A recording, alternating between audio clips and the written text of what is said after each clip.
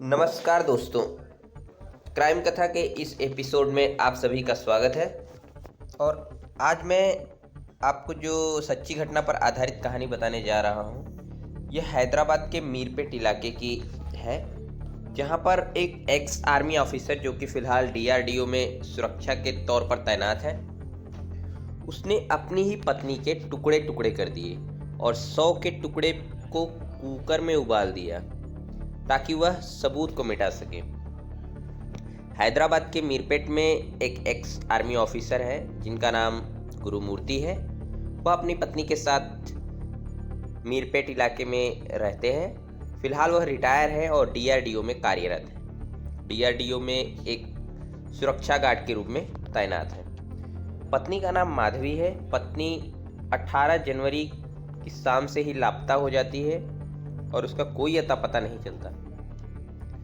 और 18 जनवरी की शाम को जब माधवी की माता और पिता दोनों आते हैं, तब गुरुमूर्ति उन दोनों को ले जाकर पुलिस स्टेशन पर यह रिपोर्ट लिखवाते हैं कि हमारी पत्नी जो है वह नहीं मिल रही है पिछले 3 दिनों से। जब पुलिस पूछताछ करती है गुरुमूर्ति से, तो गुरुमूर्ति बताते हैं कि 16 जनवरी की शाम को हमारा झगड़ा हुआ था। वह मायके जाना चाहती थी और मैं इसके खिलाफ था, और इसी बात को लेकर हमारी कहा सुनी हुई। उसके बाद माधुरी घर से चली गई और फिर वापस नहीं आई।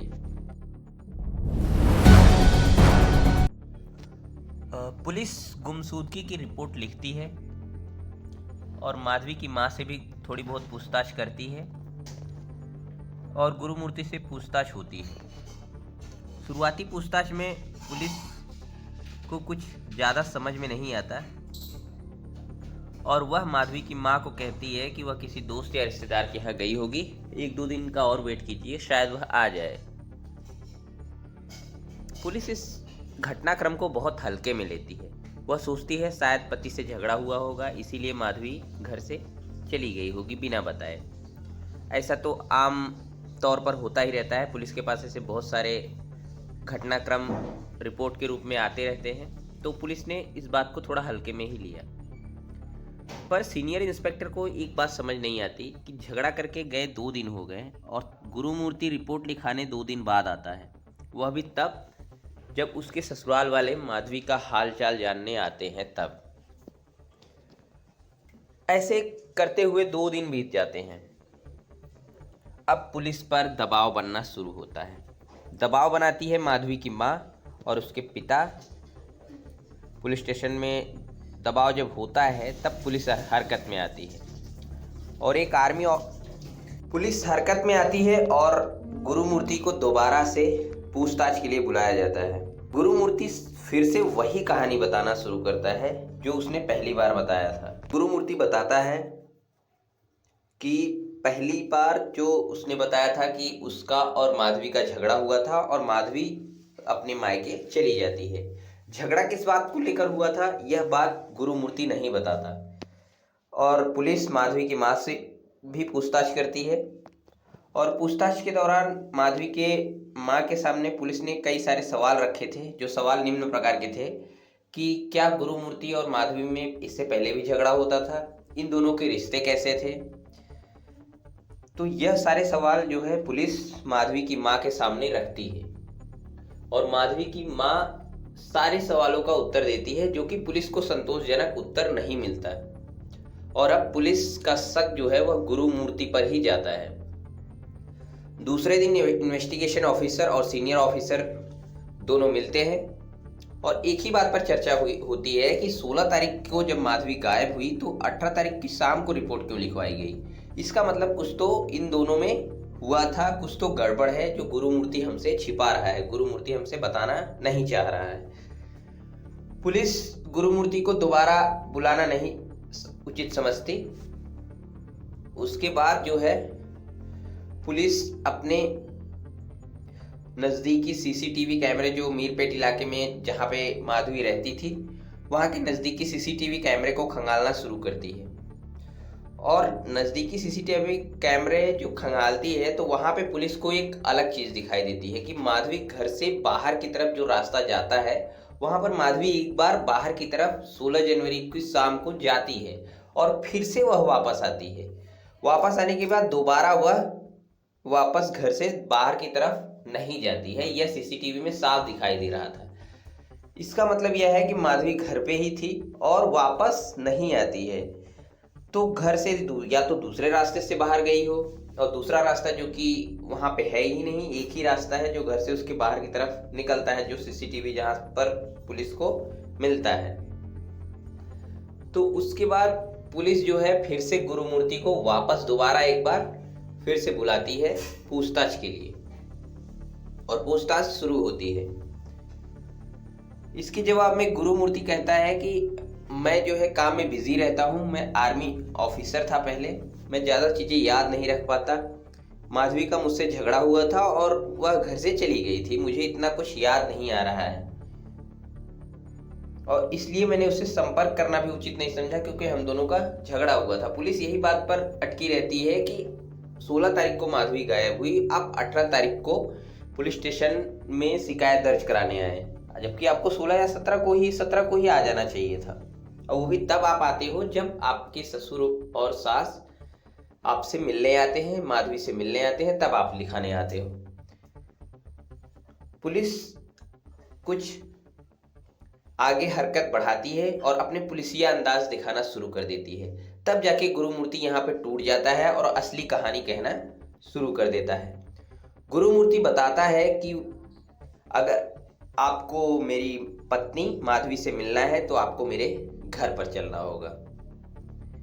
पुलिस की एक टीम गुरुमूर्ति को लेकर मीरपेट इलाके में गुरुमूर्ति के घर पर पहुंचती है। घर का दरवाजा खोला जाता है और गुरुमूर्ति कुकर की तरफ इशारा करता है और कहता है कि आखिरी बार इसी कुकर में से माधवी बाहर गई थी। पुलिस कुछ समझ नहीं पाती कि यह कैसा जवाब है और पूछती है कि क्या आप विस्तार से समझाएंगे कि ऐसा क्या हुआ, इसमें से कैसे बाहर गई वह। तो गुरुमूर्ति कहता है कि मैंने अपने इसी हाथों से उसे मार दिया है और मारकर पास वाली जो झील है उसी में फेंक दिया है। और यह सारी कहानी गुरुमूर्ति जो है वह बताना शुरू कर देता है। अब यहाँ पर कहानी फ्लैशबैक में जाती है, जहाँ पे गुरुमूर्ति और माधवी का झगड़ा इसी बात को लेकर हुआ था कि माधवी अपने मायके जाना चाहती थी और गुरुमूर्ति उसे जाने नहीं देना चाहता था। इसी बात को लेकर दोनों में कहासुनी हुई। कहासुनी कब हाथापाई में बदल गई और इसी हाथापाई में गुरुमूर्ति ने माधवी का गला पकड़ लिया और जोर से धक्का दिया।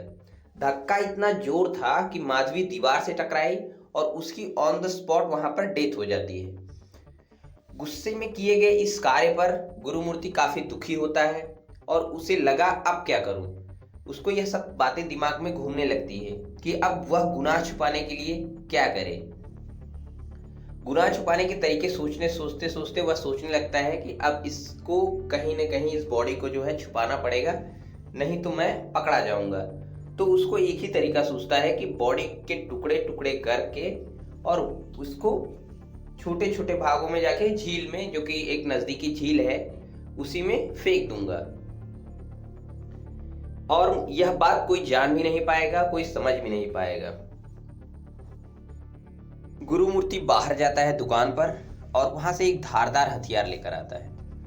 धारदार हथियार से वह 100 के छोटे छोटे टुकड़े करना शुरू कर देता है। छोटे छोटे टुकड़े जो है वह करता है, तब उसके अंदर दया की भावना गुरुमूर्ति के अंदर मर चुकी थी। वह टुकड़े करते समय काफी टुकड़े कर चुका था। तब उसे समझ में आता है कि टुकड़े ऐसे ही करता रहूंगा तो बदबू आने लगेगी और यह बदबू बाहर तक जाएगी तो शायद मेरी इस कारनामे का खुलासा हो जाए।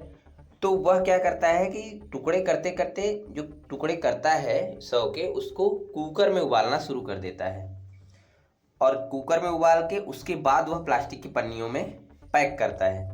उबालने से गुरुमूर्ति बताता है कि अगर किसी भी 100 को उबाला जाए तो उसमें से बदबू नहीं आती है और बॉडी से भी समझ में नहीं आता है कि यह इंसान का है या जानवर का। बस इसीलिए वह 100 के टुकड़ों को कुकर में उबाल रहा था।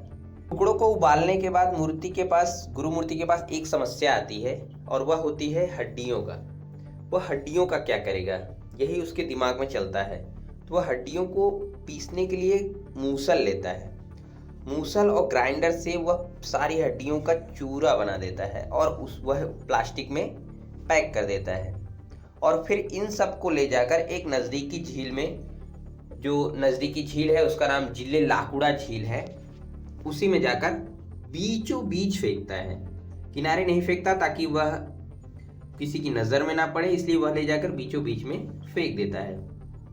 यह सिलसिला तकरीबन 3 दिनों तक चलता है और तीसरे दिन माधवी के माँ बाप उसके घर पे मीरपेट में आ जाते हैं। उनके घर आने से पहले ही गुरुमूर्ति घर के कोने कोने की सफाई कर देता है। किसी को कोई शक नहीं पड़ता कि इस घर में कुछ हुआ भी था।